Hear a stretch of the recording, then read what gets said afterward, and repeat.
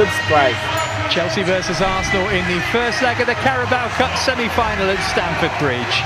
It's always big whenever these two meet, but add in the fact that we're just a step away from Wembley, the game takes place under the West London lights, and that it's Liam Rosenior's first home match as head coach, and you have all the makings of a special occasion. The Blues produced an excellent performance when the Gunners came here in November, taking a well-earned point despite playing for most of the match with 10 men. But it's about time Arsenal were vanquished here. Chelsea's last win against their rivals from the north was back in 2018. It's the first home game for the Blues in this competition since last season's third round, after wins away to Lincoln, Wolves and Cardiff so far this term. As that man sits in the home dugout for the first time. And what an occasion for him to have his first home game as Chelsea head coach. Let's take a check on the team's end. Chelsea welcome back Marc Cucurella from suspension. Cole Palmer and Reece James are not involved. There's no Moises Caicedo because of suspension. Delap and Gittins also miss out. Enzo Fernandez captains the side. We're expecting him to partner Andre Santos in midfield. Joao Pedro will be in the 10 with Mark Guiu leading the line.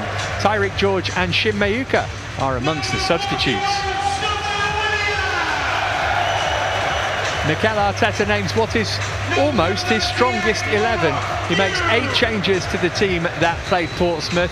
One player who keeps their place is the former Blue Kepa. He gets the nod in goal. Another ex-Chelsea man, Kai Havertz, is on the bench.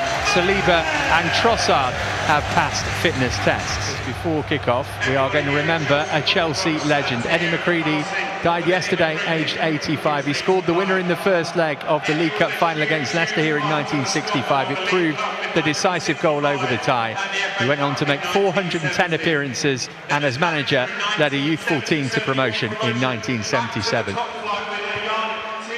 3 players on the goal line for the Blues. They move away now. Well, Sanchez came and didn't get there, and he's headed in for 1-0 with barely 7 minutes on the clock by Ben White.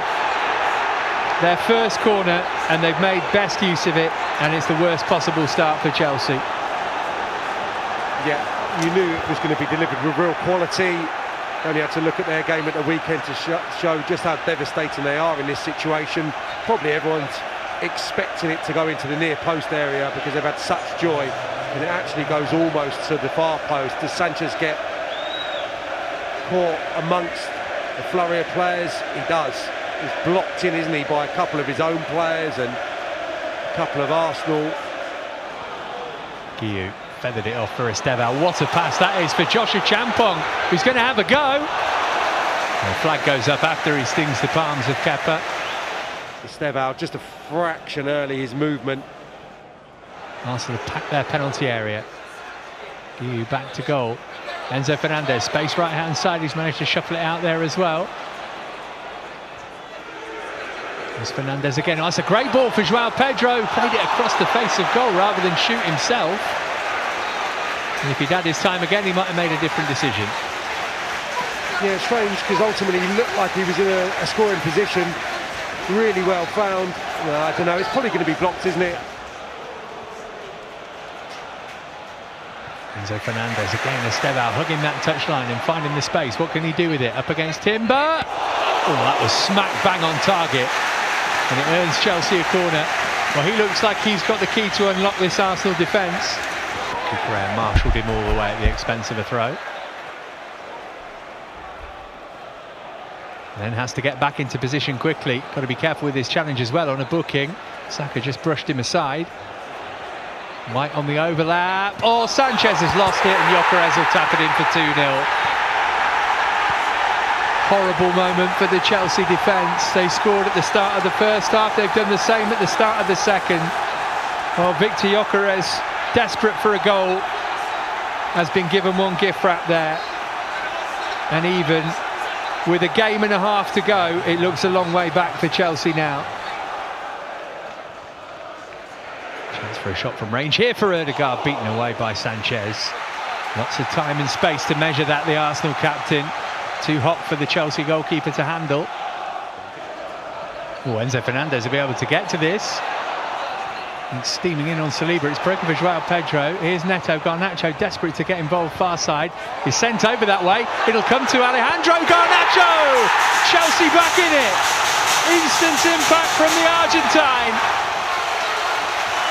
He does great to keep his composure and make sure that he strikes it true and on the target. I thought that Fernandes had just hesitated a fraction here. He read the loose touch from Odegaard and then his touch.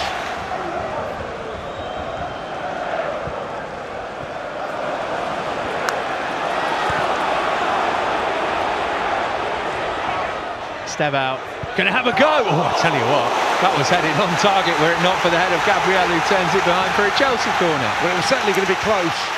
I would suggest it was still maybe going to miss the far post, but it was swinging, it was bending in towards the far corner. Looking for Gyökeres, bit of space from here, laid it off. Zubimendi, 3-1. So much time he had to put that into the back of Sanchez net. And just when Chelsea thought they were back in it, Arsenal pull away again. Stemming down Arsenal's right-hand side again. And the space afforded to Merino, I think it was, that was allowed to get turned. That was the moment where I knew Chelsea were in big problem. Indeed it was for Kepa for taking too long over the free kick. Here's Gyökeres or Saka, and it's broken here for a fourth for Arsenal, but for a brilliant save. Merino strikes it so clean, and that's outstanding goalkeeping.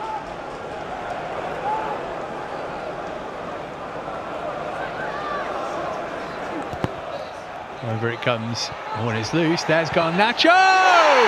He's done it again! And Chelsea are back within a goal again. And just like in the quarter-final, it's Garnacho at the double. It's Chelsea 2, Arsenal 3. And what's going to happen next? Well, my sentiment immediately is it's a little rich, the Arsenal players racing towards the referee, asking for a free kick from what I presume was a bit of a challenge on the goalkeeper. It's Kepa who's kind of feeling his shoulder or his arm. There's certainly loads of bodies around him. Let's get a better idea here. They go up and challenge, he goes to ground, and Garnacho does wonderfully well. Again, this is even harder than the initial one to control. Oh, Enzo Fernandez dwelling on it, but it worked out all right for him. Oh, he could have played Garnacho through. He's looked the other way to Estevao. Chelsea's tail up. Estevao! Oh, so close. Flag's gone up though. Had to release it earlier. Could have gone so much earlier. What it was though, with a wonderful strike from this talented wide player. Yeah, he's a good couple of yards on offside, sorry. Kepa makes a good save because he reacted smartly, didn't he? Everyone inside the stadium's expecting that to go towards the far post. Martinelli. Oh, good ball. Flag stayed down. Jesus. Penalty. Oh, flag up over on the far side for offside. Phew. You spotted it before me, and Simon Long, the assistant, spotted it before Simon Hooper. It had to be offside. That was my initial feeling. Liam Rosenior's first home game in charge of Chelsea ends in a narrow defeat in the end. Ben White got things started for Arsenal, who were 2-0 up not long after the break, and Victor Gyökeres pounced on a Sanchez error, but Alejandro Garnacho got Chelsea back into the game, only for Zubimendi to take it away again, only for Garnacho to make it interesting. 3-2 Arsenal then, Sam. Could have been worse. Second leg still alive. It's not the worst outcome at all.